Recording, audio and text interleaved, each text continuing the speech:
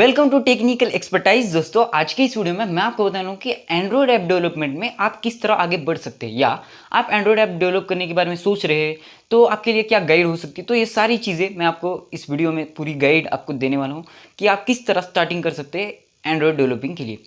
तो इस वीडियो को पूरा देखिए, पूरा दिन बाद लाइक कीजिए, शेयर कीजिए और नए हो तो सब्सक्राइब कीजिए। So let's go. तो इस वीडियो में ना मैं आपको कुछ स्टेप्स बताने वाला हूँ कि जो जेन्युइन स्टेप है, जो रियल स्टेप है एंड्रॉयड एप्लीकेशन डेवलपमेंट में वो। तो बहुत सारे लोग क्या करते हैं कि विदाउट प्रोग्रामिंग लैंग्वेज कोई एप्लीकेशन डेवलप करने में जाते हैं, किसी अलग सी वेबसाइट का सहारा लेते हैं, किसी ऐप का सहारा लेते हैं जहाँ से वो सिर्फ ड्रैग एंड ड्रॉप करके कोई एक एप्लीकेशन बनाते हैं, जो वो कंपनी जो भी वो वेबसाइट है वो जनरेट करके आपको एक एंड्रॉयड ऐप बना के दे देती है। पर ये कोई जेन्युइन तरीका नहीं, अच्छा तरीका नहीं है। तो जो रियल तरीका है उसको आपको एक्सेप्ट करना पड़ेगा। वो है आपको एंड्रॉयड ऐप डेवलपमेंट पहले सीखनी पड़ेगी। ऐसा नहीं कि कहीं से भी आप ऐप डेवलप कर लोगे, ऐसा नहीं होता है। तो फर्स्ट थिंग आपको सीखनी पड़ेगी प्रोग्रामिंग लैंग्वेज। तो मैं आपको बता दूं, जो कंप्यूटर सिस्टम है उसमें हर कोई डिज़ाइन करने के लिए हम प्रोग्रामिंग लैंग्वेज ही यूज़ करते हैं। स्क्रिप्टिंग लैंग्वेज वगैरह बहुत सारी होती है, पर आपको एंड्रॉयड ऐप डेवलपमेंट करने के लिए सबसे इंपॉर्टेंट है एक प्रोग्रामिंग लैंग्वेज। उसके बाद आप जा सकते हो एंड्रॉयड ऐप डेवलपमेंट में। तो मैं आपको बता दूं, जो सबसे इंपॉर्टेंट प्रोग्रामिंग लैंग्वेज है एंड्रॉयड ऐप डेवलपमेंट के लिए वो है जावा।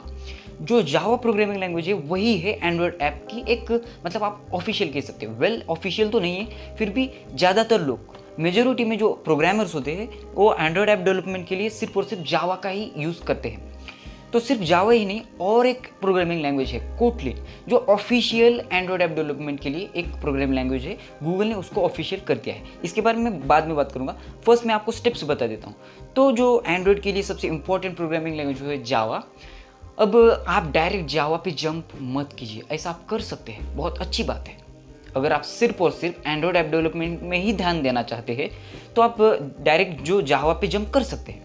पर मैं आपको रिकमेंड करूंगा कि आप पहले सी पढ़िए, उसके बाद C++ पढ़िए, उसके बाद ऑब्जेक्ट ओरिएंटेड के कुछ प्रिंसिपल पढ़िए, उसके बाद जावा सीखने पर आपको बहुत सिंपल जाएगी जावा। तो जावा मतलब बहुत हार्ड लैंग्वेज है, आप उसको अंडर एस्टिमेट बिल्कुल मत कीजिए, बहुत हार्ड लैंग्वेज है। तो फर्स्ट आपको स्टेप बाय स्टेप आगे बढ़ने के लिए थोड़ा अच्छा रहेगा। तो ये तो हो गई प्रोग्रामिंग लैंग्वेज की बात। आप या तो जावा और कोटली, इनमें से कोई भी एक प्रोग्रामिंग लैंग्वेज आपको पढ़नी होगी। अगर आपको इस लैंग्वेज के बारे में पूरा नॉलेज आ गया, आपका मतलब इसमें अगर स्किल आ गई, आपकी जावा की स्किल आ गई, कुछ ऑब्जेक्ट ओरिएंटेड के जो रूल्स होते हैं जावा में वो अगर आ गए, तो उसके बाद बहुत क्लियर सा वे।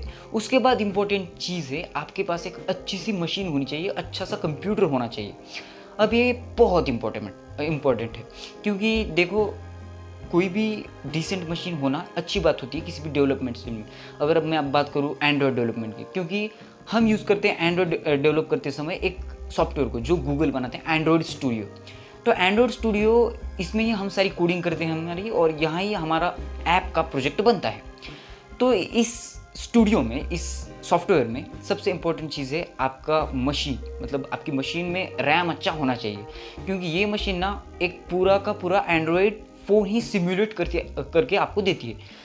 अब पूरा एंड्रॉयड फ़ोन आपको फिजिकली तो वहाँ लगाने के लिए नहीं बोल रहे, एक एंड्रॉयड फ़ोन का सिमुलेशन वहाँ हो रहा है, क्योंकि आपकी ऐप की टेस्टिंग वहाँ होने वाली है। तो इसलिए आपका लैपटॉप या आपका कंप्यूटर बहुत डिसेंट होना चाहिए, अच्छा होना चाहिए। इसलिए अच्छी मशीन होना यहाँ मस्ट है। इसलिए आपको एक अच्छा लैपटॉप या अच्छा कंप्यूटर जिसकी स्पेसिफिकेशन थोड़ी हाई हो, मतलब मीडियम भी चलेगी पर लो नहीं होनी चाहिए। 2 GB रैम, 1 GB रैम ऐसा नहीं, कम से कम 4 GB रैम तक बहुत अच्छा है। 4 GB रैम तक बहुत अच्छे से हम एंड्रॉयड ऐप को डेवलप कर सकते हैं। तो ये सेकंड स्टेप है। उसके बाद जो थर्ड स्टेप है, उसके बाद आपको प्रोग्रामिंग का नॉलेज है, आपके पास डिसेंट मशीन है, उसके बाद आप क्या कीजिए, आपकी स्किल डेवलप कीजिए और आप एंड्रॉयड ऐप डेवलपमेंट में बहुत सारे प्रोजेक्ट बनाने स्टार्ट कर सकते हैं। इसमें मैं कुछ प्रैक्टिकल नहीं बताने वाला, क्योंकि सिर्फ ये स्टेप्स है, सिर्फ एक गाइड है। तो उसके बाद आपको एंड्रॉयड ऐप डेवलप करेंगे आपके एंड्रॉयड स्टूडियो में। उसके बाद वो प्रोजेक्ट को आप प्ले स्टोर में भी डाल सकते हो। उसके लिए आपको एक अकाउंट खोलना पड़ता है, डेवलपर अकाउंट जो गूगल का होता है। वो खुलने के बाद आप आपकी ऐप पब्लिश कर सकते हो। तो आपको मतलब मुश्किलें बहुत आएंगी, उसके साथ साथ एड्स का भी वहाँ पंगा होता है। आपको एड्स लगानी है आपके एप्लीकेशन में, तो एडवर्ड पे आपको अकाउंट बनाना पड़ता है, तब आप एप्लीकेशन को मोनेटाइज वगैरह करते हो। ऐसी चीज़ें होती है। तो ये चीज़ें आप धीरे धीरे सीखते जाओगे, आपको स्टेप बाय स्टेप जाना पड़ेगा। पहले आपको बेसिक्स क्लियर करनी पड़ेगी। तो ये एक सिंपल से ऐसी स्टेप्स है, ऐसी गाइड है जिससे आप आपकी एंड्रॉयड एप्लीकेशन डेवलप कर सकते हो।